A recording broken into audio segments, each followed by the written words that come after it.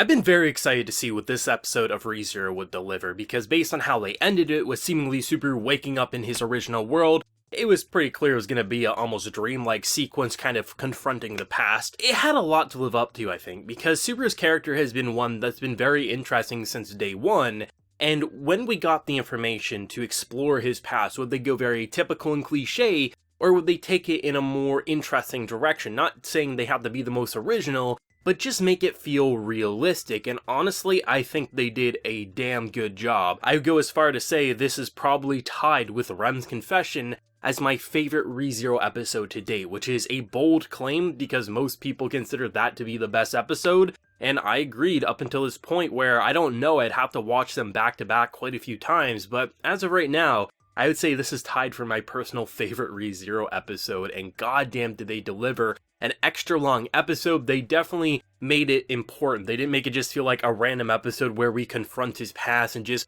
let his character kind of come full circle but not really answer all that much. They made sure everything was touched upon, why he became a shut-in, why basically everything about his character came to be, the more overboard persona, but also the insecurities that flourish deep down inside, which is why characters like Rem really had to break him out of his shell, which is why, even though a lot of it felt like this actually was pulled from his past, at the same time this was a big what if he was able to talk with his parents, be able to continue his journey with what he's experienced up until this point, and that was amazing development. Subaru's character has a lot that makes him flawed. The flaws are actually what make him an amazing protagonist. A lot of people rip into Subaru from season 1 because he made a lot of dumb mistakes, or he just felt very cringy with his overboard persona, or they felt like he didn't have a spine. But that's what made him feel like an interesting protagonist. He wasn't perfect, and he wasn't so flawed that he felt so pathetic that you couldn't look at him. He had his ups and he had his downs back to back.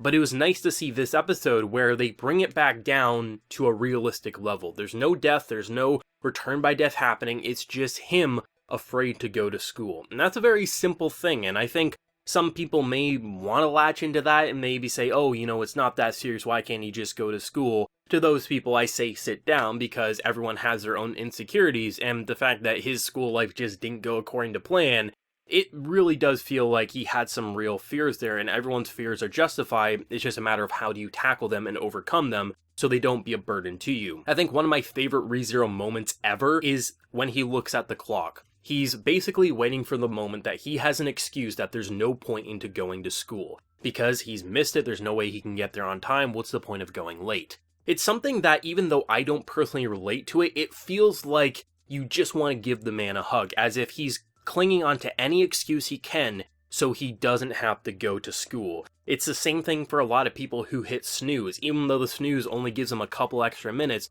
they'll keep hitting snooze time and time again because they don't want to go to their dead-end job. It's something that feels real and raw, and really, it does show you why Subaru became that shut-in. And I was honestly expecting his parents to not be all that interesting, but honestly, I would say this is best dad of the season right now, and the mom's not too shabby herself. I thought with how they ended last week, I thought his dad was going to be a very cringy persona. I take it all back, he's amazing, and I understand where a lot of Subaru's personality comes from, with the fear of not living up to his dad's expectation, where everyone views his dad as this amazing figure, but he feels like, you know, he can't be. And I really like how they actually touched upon Subaru actually being legitimately solid at sports and basically everything he accomplished for quite a few years. But as the years kept going, he no longer was getting first place in races, he was no longer scoring 90 to 100% on his tests, and that kind of ate away at him. Not in the traditional sense of just, oh, you used to be good and now you kind of suck or are mediocre. If that was the case, I don't think he would have regressed as much as he did. But they really hammered it in how much he wanted to live up to his dad's expectations, and seemingly couldn't. So he did the one thing he could do, make people laugh, and that kind of got him wrapped up into a bad crowd where he just kept doing dumber and dumber things to the point that there was no one left to laugh alongside him. And the fact that he tried so hard to make his high school, you know, something actually interesting and just people looked at him like a lunatic, it really does explain Subaru's character and brings him full circle so much better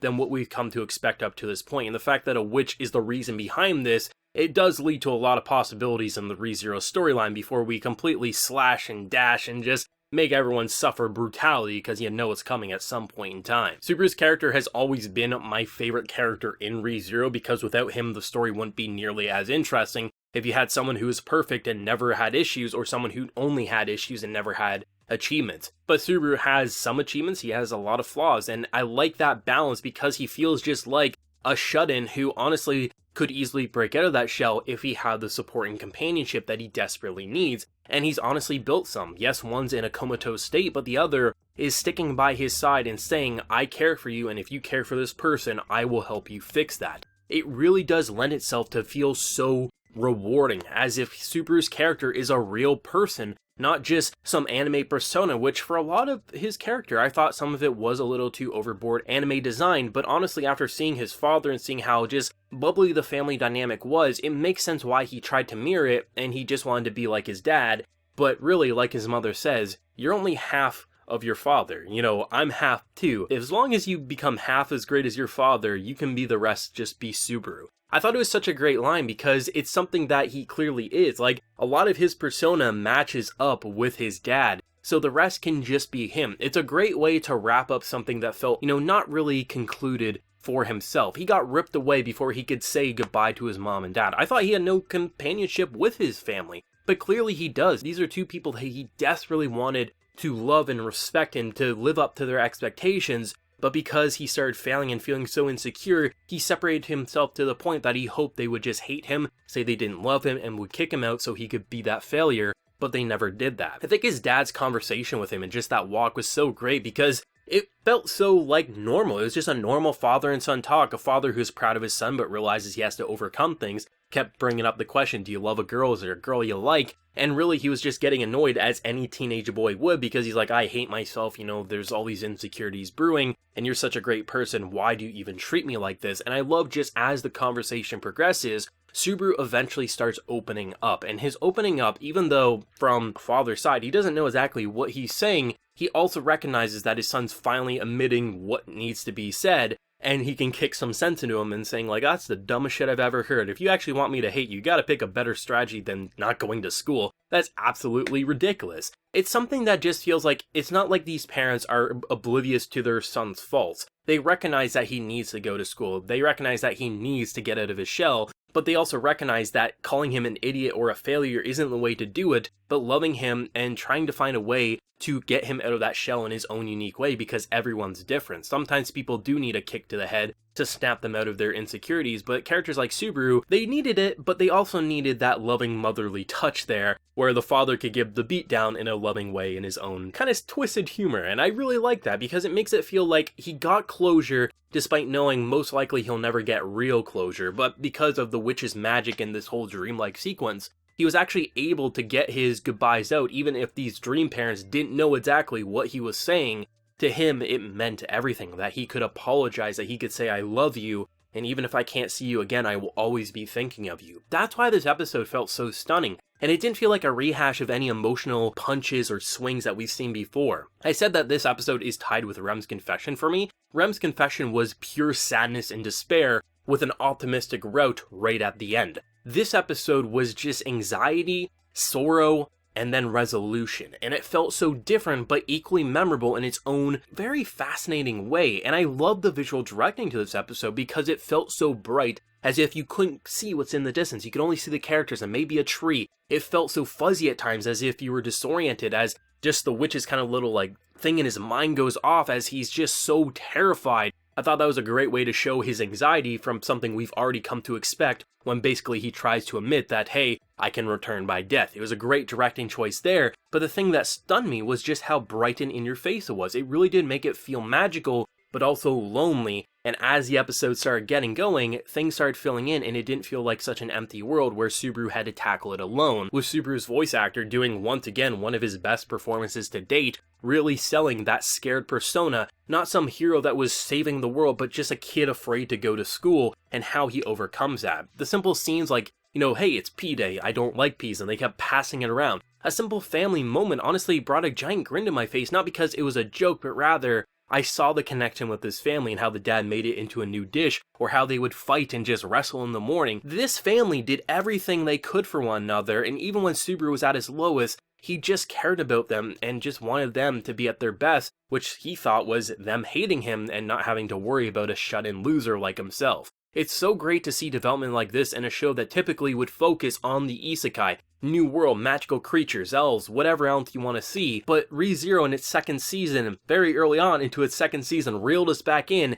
and let Subaru's character come full circle, making for one of the best episodes of the anime to date. I am blown away. Subaru's character, some of the things I might have criticized in the past make so much more sense seeing why he became that way, from basically success to what he thought failure, and not living up to people that he desperately respected. I honestly didn't think he had any connection with his family, but seeing how much he actually did, it makes sense of why he felt so ashamed of who he was, and why he had so much insecurity in the first season. It's really great to see this development. I think knowing what we know now, seeing the rest of this season, or the first half of this season, it's going to be really interesting to see where his character could go, and the connections he might be able to make along the way, not to mention seeing where our girl is going to go and how in this classroom as she's just chilling, being like, I thought it was going to take you a lot longer to get here. I'm really excited. ReZero is on a roll. The momentum is not slowing down. It is fast. It is in your face, but it knows how to slow it down to make sure the writing feels like it's getting everything across. As always, let me know your thoughts and feelings down below. Fans of the source material or anime originals, do let me know. If you enjoyed the video, be sure to leave a like to show your support, and remember to hit that subscribe button if you happen to be new around here. So until next time, everyone, please take care and have a good one.